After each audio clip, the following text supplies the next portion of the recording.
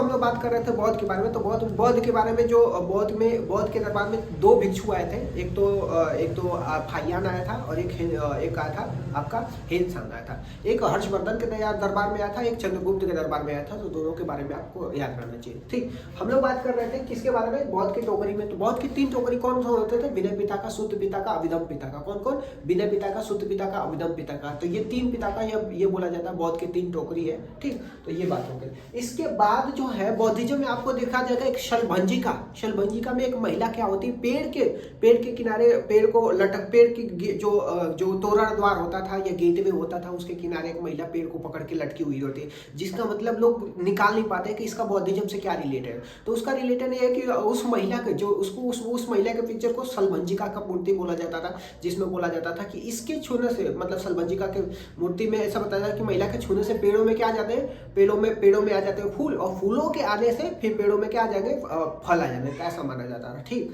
अच्छा, जो पहली महिला थी बौद्धिज्म में शामिल होने वाली, वो कौन थी? तो पहली महिला जो शामिल होने वाली थी प्रजापति गौतमी है, जो उपमाता बोला जाता था बौद्ध जी का। जो उनके प्रिय शिष्य का क्या नाम था, उनके प्रिय शिष्य का नाम आनंद था, जिन्होंने रिकमेंड करी थी, उन्होंने बौद्ध जी से रिक्वेस्ट करी थी कि उनको क्या करें, बौद्धिज्म में शामिल करें। तो जो पहली बौद्धिज्म में शामिल होने वाली उनकी उपमाता प्रजापति गौतमी थी, और उन्हीं को क्या बोला जाता था, उनको थेरी बोला जाता। थेरी एक ऐसी महिला होती थी जिसको क्या निम्बाहन प्राप्त हो गया, उसको क्या बोला जाता था, थेरी बोला जाता था। इसके बाद हमने देखा था कि जो बहुत सारे स्तूपा बनाए गए थे, इसमें आपको कुछ सांची का स्तूपा हो गया, अमरावती का स्तूपा हो गया, और बौद्ध से जितने भी बौद्ध से रिलेटेड जो धार्मिक स्थान थे ना, उस सभी जगहों पे स्तूपा बनाया जाएगा। चाहे वो लुम्बिनी की बात किया जाए, चाहे वो सारनाथ की बात किया जाए, चाहे बौद्ध गया की बात किया जाए, चाहे कुशीनगर की बात है, इन सारे जगहों पे क्या किया जाएगा, इन सारे जगहों पे आपको स्तूपा बना दिया जाता है। और माना जाता है कि अशोका ऐसे बहुत सारे स्तूपा बनाया था, जिसमें सांची का stupa one of the important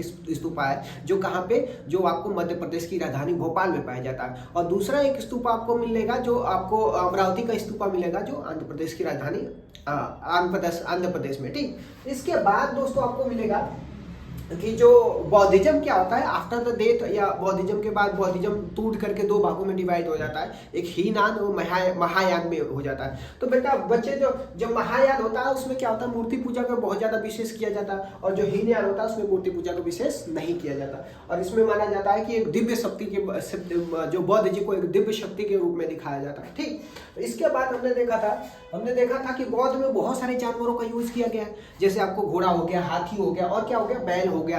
तो इसमें जो हाथी है, हाथी माना जाता था शक्ति और ज्ञान का प्रतीक के रूप में माना जाता था। किसको? हाथी माना जाता था शक्ति और ज्ञान का प्रतीक माना जाता था।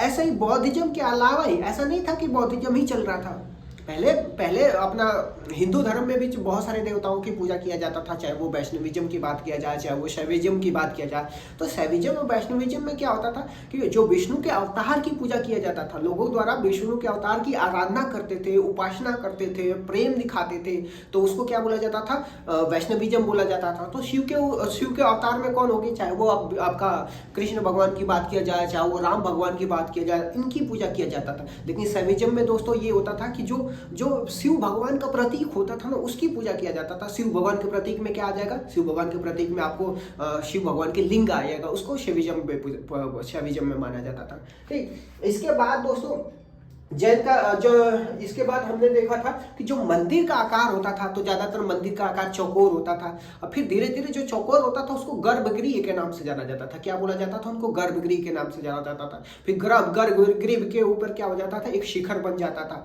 ठीक, वैसे ही 2 इंपॉर्टेंट आपको 12th के चैप्टर में एक एनसीईआरटी में दिया, 2 इंपॉर्टेंट मंदिर, जिसमें आपको एक तो कैलाशनाथ का मंदिर हो गया, जो एक सिंगल चट्टान को काट के बनाया जाता है, कैलाशनाथ का मंदिर। और कैलाशनाथ का मंदिर है कहाँ पे? महाराष्ट्र में आपको देखने को मिलेगा। एक बड़ा सा पूरे बड़े से चट्टान को काट करके, एक ही चट्टान को बनाने वाले की कलाकारी आप देखिएगा, एक सिंगल चट्टान को काट के पूरा मंदिर बना दिया गया। उसी में से महाबलीपुरम में एक आपको मंदिर देखने को मिलेगा, जिसमें एक मूर्ति बनाई गई है, और उसमें वो जो मूर्ति है वो एक सिंगल चट्टान को काट के बनाया जाएगा। और क्वेश्चन आपसे पूछा जाएगा कि तो जो महाबलीपुरम टेम्पल कहाँ पे है और आपको कैलाशनाथ टेम्पल कहाँ पे? तो महाबलीपुरम जो टेम्पल है वो आपको तमिलनाडु में देखने को मिलेगा, और कैलाशनाथ टेम्पल आपको कहाँ पे मिलेगा, आपको महाराष्ट्र में देखने को मिलेगा।